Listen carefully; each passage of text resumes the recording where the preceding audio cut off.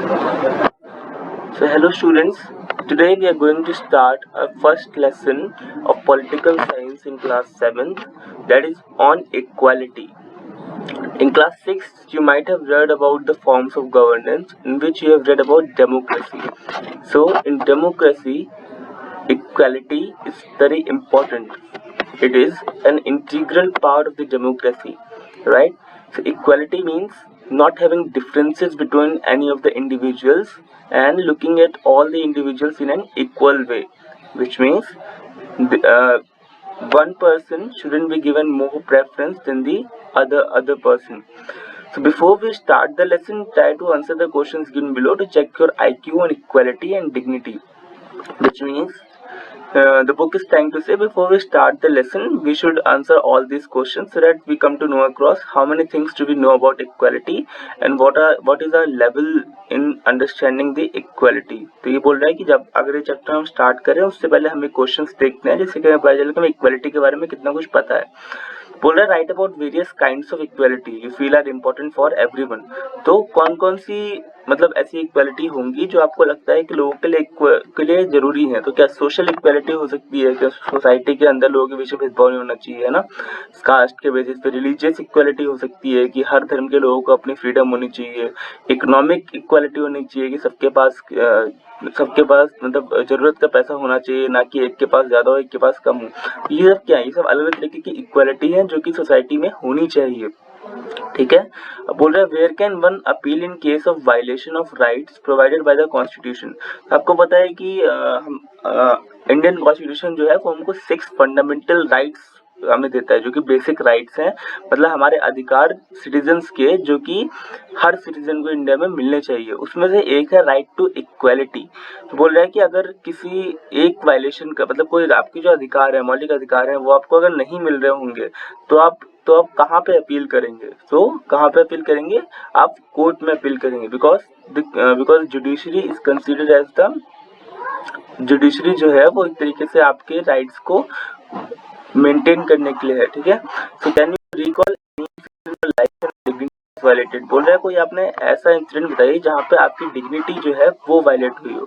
तो if there is any incident when your dignity was violated you can think of it and try to relate it with the incidents mentioned in this chapter. अभी हम इस chapter में कुछ ऐसी चीजें पढ़ेंगे, कुछ लोगों के बारे में पढ़ेंगे जिनकी डिग्निटी जो है वो वायलेट हुई है, जिनके राइट्स हैं जो वो वायलेट हुए हैं. तो अगर आपके साथ ऐसा कुछ हो तो आप उनके साथ रिलेट करिएगा एंड उन्होंने क्या स्टेप्स लिए आप उसको फॉलो करिएगा. So how did you feel about it. Obviously you will feel bad when your dignity is violated, right? So India is a democracy, as we all know. The key elements of a democratic government include people's participation, the resolution of conflict and equality and justice. So बोल रहा है India democracy है, जैसे आपने class 6 में ही पढ़ा होगा. Democracy क्या है, it is the form of governance in which the people elect their own government. बोल रहा है इंडिया जो है वो डेमोक्रेसी है. बोल रहा है जो की एलिमेंट्स है मतलब कि जो जरूरी चीजें हैं डेमोक्रेटिक गवर्नमेंट के लिए वो क्या है, पीपल्स पार्टिसिपेशन मतलब लोगों का पार्टिसिपेट करना प्रोसेस में, रेजोल्यूशन ऑफ कॉन्फ्लिक्ट मतलब जितने भी विवाद है उनका रेजोल्यूशन निकालना, और इक्वालिटी एंड जस्टिस मतलब इक्वालिटी मतलब सबके लिए बराबरी होना, और जस्टिस सबको न्याय मिलना, यानी किसी के साथ कुछ अगर गलत हो तो उसको न्याय मिले. ये भी एक एलिमेंट है डेमोक्रेटिक गवर्नमेंट का. मतलब ये सब चीजें अगर कहीं पे है तो तभी हम उस कंट्री को ट्रू डेमोक्रेसी बोल सकते हैं. Right? So equality is a basic feature of democracy and it influences all aspects of its functioning. बोल रहा है कि इक्वालिटी है वो एक बेसिक फीचर है डेमोक्रेसी का, मतलब कि इसके बिना डेमोक्रेसी काम नहीं कर सकती. और जो इक्वालिटी है वो बाकी सब फंक्शनिंग जो है मतलब कि डेमोक्रेसी के अंदर जो बाकी सब फंक्शनिंग है उसको भी इफेक्ट कर देती है. कैसे होगा अगर इक्वालिटी नहीं होगी तो मान लो सबको वोट करने की परमिशन नहीं हुई, तो सबका पार्टिसिपेशन हो पाएगा क्या. तो जो एलिमेंट है डेमोक्रेसी का वो किसकी वजह से इफेक्ट हो रहा है, इक्वालिटी की वजह से इफेक्ट हो रहा है. Right.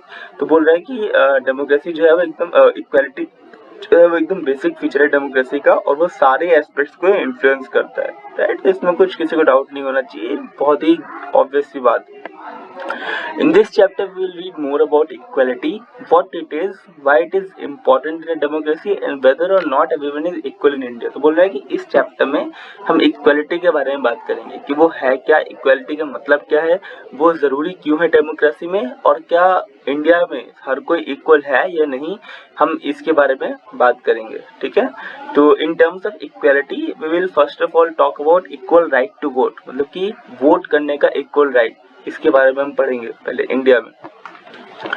In a democratic country such as India, all adults, irrespective of their religion, their level of education, their caste, and their financial status, are allowed to vote. This is called universal adult franchise, and it is an essential aspect of all democracies. बोल रहा है कि democratic countries में, जैसे कि India में, जितने भी अडल्ट हैं, मतलब 18 years and above of age, उन सबको वोटिंग करने की परमिशन है, मतलब वोट करने की परमिशन है, इररेस्पेक्टिव ऑफ द रिलीजन. मतलब इससे मतलब नहीं है कि वो कौन से धर्म के हैं, हिंदू हैं, मुस्लिम हैं, सिख हैं, जाट हैं, जैन हैं, बुद्धिस्ट हैं, इससे मतलब नहीं है. वो इंडियन सिटीजन है एंड 18 अबव है, तो they can go and vote in every election that is there in their locality. बोल रहा है कि इंडिया के अंदर वहाँ पे irrespective of the religion, irrespective of the level of education, मतलब वो पढ़े लिखे हों या ना पढ़े लिखे हों, या किसी भी कास्ट के हों, या किसी फाइनेंशियल स्टेटस के हों, उन सबको वोट करने की परमिशन है. इसको क्या बोलते हैं? इसको बोलते हैं universal adult franchise. So universal adult franchise means right to vote for all the citizens of our country. बोल रहा है the idea of universal adult franchise is based on the idea of equality. बोल रहा है जो ये सबको vote करने की परमिशन देने का जो आइडिया है, वो आइडिया ऑफ इक्वालिटी पे बेस्ड है. Because it states that every adult in a country, irrespective of their wealth and the communities she or he belongs to, has one vote. ये क्यों इक्वालिटी के आइडिया से होता है? क्योंकि इररिस्पेक्टिव, अब आप चाहे जितने भी अमीर हो, या कितने भी गरीब हो, या कितने भी पढ़े लिखे हो, या ना पढ़े लिखे हो, या किसी भी रिलीजन के हो, या आप किसी भी कास्ट के हो, या किसी भी फाइनेंशियल स्टेटस के हो, आप सबका जो वोट है वो वन ही काउंट होगा. तो इससे क्या है, ये एक इक्वालिटी का आइडिया जनरेट करता है. किसी भी सिटीजन को ये फील कराता है कि मैं जितना किसी कंट्री का सिटीजन हूँ, उतना ही कोई और भी उसी कंट्री का सिटीजन है, and there is not much difference between me and any other citizen of the country. So it gives them satisfaction, and there's not much conflict in the society if there is equality in it, right? But in reality, equality has different meaning for different people. Yeah, बोल रहा है, but in reality असली में equality का अलग अलग लोगों के लिए अलग अलग मीनिंग है. So now we look at the various forms of equality, मतलब कि अलग अलग तरीके की इक्वालिटी जो कि इंडिया में एग्जिस्ट करती है, उसके बारे में हम पढ़ेंगे. इक्वालिटीज या अनइक्वालिटीज जो भी इंडिया में प्रेजेंट है, उसके बारे में हम पढ़ेंगे वेरियस फॉर्म्स ऑफ इक्वालिटी में. Right? Now, where were we? There are many people who live in India and who have the right to vote, but those daily living and working conditions significantly different from each other. बोल रहा है कि although सबके पास India में right to vote है, मतलब इसमें हम बोल सकते हैं कि सबके पास इक्वालिटी है, लेकिन जो उनकी वर्किंग कंडीशन है, या वो जिस तरीके से रह रहे हैं, वो बहुत अलग अलग है. मतलब although they are equal in terms of having right to vote, मतलब उनके पास राइट टू वोट है सबके पास, उसमें वो इक्वल है, लेकिन वो जिस तरीके से रह रहे हैं, जो उनके पास जो उनका फाइनेंशियल स्टेटस है, जिस तरीके से वो काम कर रहे हैं, जो वर्किंग कंडीशन है, वो डिफरेंट है. तो बोल रहा है कि वहाँ पे इक्वालिटी है या नहीं है. Apart from being poor people in India experience inequality in different other ways. तो बोल रहा है कि गरीब होने के अलावा भी, मतलब पुअर होने के अलावा भी, इंडिया में जो लोग हैं वो और अलग अलग तरीके से इनइक्वालिटीज फेस करते हैं. मतलब not in terms of only financial status. In India, many people face inequalities in many other different ways as well. So now we'll look at the different ways in which the Indians face inequality in the society based on different phenomena or domains. The following two stories given below help us understand this more clearly. तो अभी ये दो story इसमें है जो हमें ये understand करने में हेल्प करेंगी किस तरीके से इंडिया में पुअर के अपार्ट फ्रॉम बीइंग पुअर, मतलब गरीब होने के अलावा भी और भी चीजें हैं जिसकी वजह से लोगों को इनइक्वालिटी फेस करनी पड़ती हैं. These are real stories and both tell us a lot about the different kinds of inequalities that exist in India. तो बोल रहा है कि ये सब जो स्टोरीज है ये रियल स्टोरी है और ये हमें उन inequalities के बारे में बताता है जो इंडिया में एग्जिस्ट करती हैं.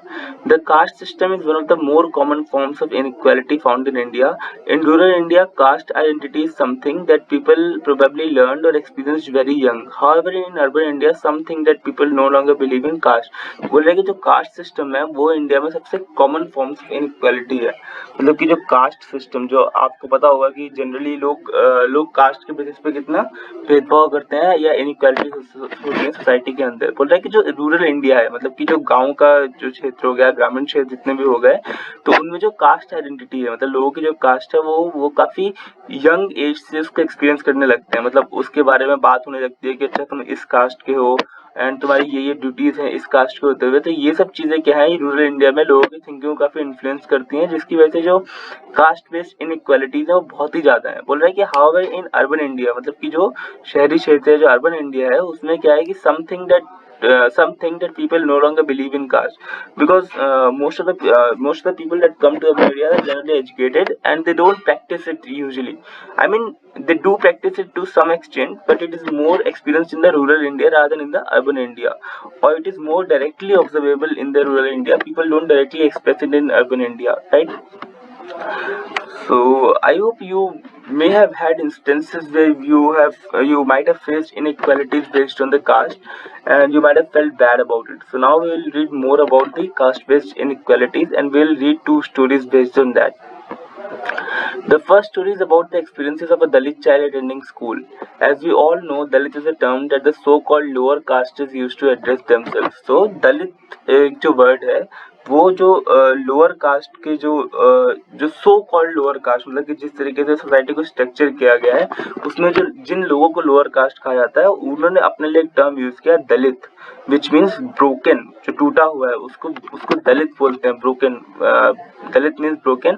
And by the use of this word, lower castes are pointing to how they were and continue to be seriously discriminated against. So they chose the word Dalit to be represented to him, मतलब to be represented by, because it means broken. ये क्या दिखाता है कि उनको किस तरीके से, मतलब काफी टाइम से डिस्क्रिमिनेट किया जा रहा है, उनके साथ भेदभाव किया जा रहा है, और ये चीज अब तक चली आ रही है. दलित जो वर्ड है वो ये रिप्रेजेंट करता है उन कास्ट के लिए, उन लोअर कास्टेस के लिए, जो सो कॉल्ड लोअर कास्ट है. Om Prakash Valmiki is a prominent Dalit writer. In his autobiography Juthan, he writes, I had to sit away from the others in the class, and that too on the floor. The mat ran out before reaching the spot I sat on. Sometimes I would have to sit away behind everybody, right near the door. Sometimes they would beat me without any reason. So Om Prakash Valmiki is telling about his experiences at the school. वो बता रहा है कि जब वो school गया तो उसके साथ क्या क्या हुआ, just because he was Dalit. तो ओम प्रकाश वाल्मीकि ने अपनी जो बायोग्राफी है जूठन, ये आप याद रखिएगा, ओम प्रकाश वाल्मीकि की जो बायोग्राफी है जूठन, इन इज ऑटोबायोग्राफी जूठन, यानी कि उन्होंने जो खुद लिखी ऑटोबायोग्राफी जूठन में खुद लिखी, उसमें उन्होंने अपने स्कूल के एक्सपीरियंसेस के बारे में बताया. उन्होंने बताया कि द मैट रैन आउट, मतलब जो दरी बिछाते थे वहां उनके स्कूल में, वो जहाँ पे वो बैठते थे वहां तक खत्म हो जाती थी. मतलब उनको जमीन पे बैठना पड़ता था और बाकी सब जो बच्चे थे वो मैट पे बैठते थे, और कभी कभी तो उनको सबसे पीछे दरवाजे के पास जाके बैठा दिया जाता था. और sometimes they would beat me without any reason, और कभी कभी उसको लोग जो थे वो बिना किसी रीजन के मारने लगते थे. क्यों? क्योंकि just because he was Dalit and he was not allowed to go to school. When Om Prakash was in class 4th, the headmaster asked him to sweep the school and the playground. तो जब Om Prakash Valmiki class 4th में थे तो उनके जो headmaster थे उन्होंने उनको बोला कि आप स्कूल की सफाई कीजिए, मतलब पूरे स्कूल में झाड़ू लगाइए और प्लेग्राउंड में भी झाड़ू लगाइए. He writes, the playground was way larger than my small physique could handle, and in cleaning it my back began to ache. बोल रहा है कि जो प्लेग्राउंड था वो काफी बड़ा था और मैं काफी छोटा था उस टाइम पे, तो वो उसको पूरा साफ करने में जो उसकी बैक है वो दर्द करने लग गई, मतलब उसकी पीठ में दर्द हो गया उस प्लेग्राउंड को साफ करते करते. My face was covered with dust, मतलब जो उसका पूरा फेस था वो धूल मिट्टी से कवर हो गया था. Dust had gone inside my mouth, जो डस्ट थी उसके माउथ में चली गई थी. The other children in my class were studying and I was sweeping. So जो बाकी बच्चे थे उसकी क्लास के वो पढ़ रहे थे, लेकिन ओम प्रकाश वाल्मीकि को हेडमास्टर ने स्वीपिंग करने के लिए, झाड़ू लगाने के लिए भेज दिया. Headmaster was sitting in his room and watching me. I was not even allowed to get a drink of water. I slept the whole day from the doors and windows of the schoolroom. I swept the whole day from the doors and windows of the schoolroom. The eyes of the teachers and the boys saw this spectacle. So पूरे दिन headmaster ने ओम प्रकाश वाल्मीकि से झाड़ू लगवाई, और जो उसके बाकी क्लासमेट्स थे वो पढ़ रहे थे, तो जो भी लोग स्कूल में थे, टीचर और जो बाकी बच्चे, उन्होंने ये सब पूरा दिन देखा. And just imagine how embarrassed he felt. All his classmates were studying, and he was just sweeping around in the whole school, and that too in such a disgusting manner. Or it was all happening to him because he was Dalit. So these are the inequalities that exist in India, yeah, that existed in India. I mean, we can say that it doesn't exist into that extent right now, but it used to be part of the Indian society from very long time.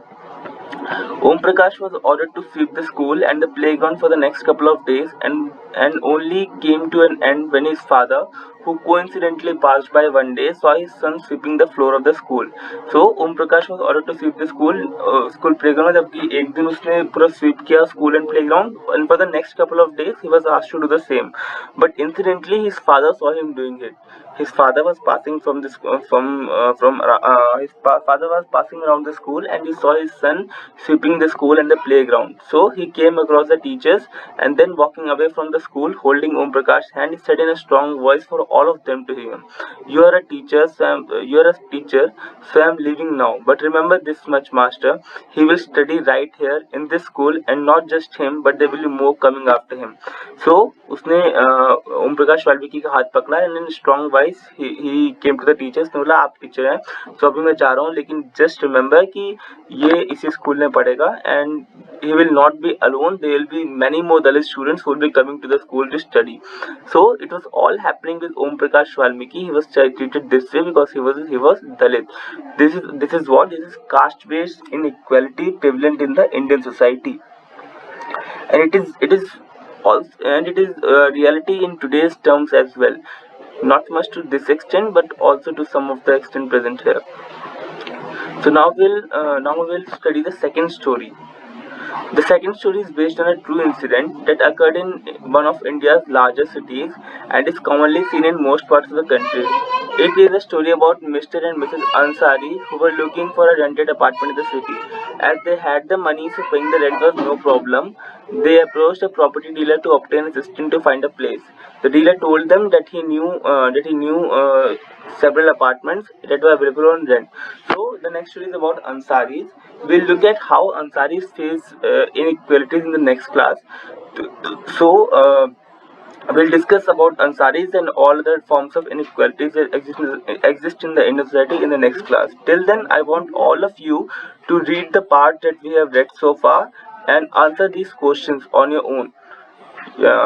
They will be on your book. Just go through these questions, and if you have any doubt, you can ask me directly. So we'll meet in the next class. Thank you.